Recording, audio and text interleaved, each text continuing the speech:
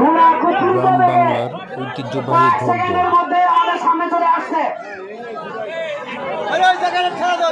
দর্শক মন্ডলী, আপনারা কেউ মাঠের মধ্যে প্রবেশ করবেন না, মাঠের মধ্যে প্রবেশ করে বিশৃঙ্খল সৃষ্টি করবেন না।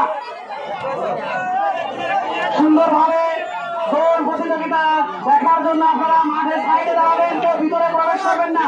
মাঠের কাছে দৃষ্টি আকর্ষণ করছি, মাঠের মধ্যে যেন কোনো দর্শক না ঢুকতে পারে।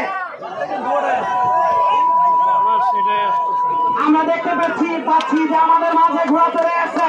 কেউ মাঠের মধ্যে প্রবেশ করবেন না, কেউ মাঠের মধ্যে প্রবেশ করবেন না, কেউ মাঠের মধ্যে প্রবেশ করবেন না, কেউ মাঠের মধ্যে প্রবেশ করবেন না।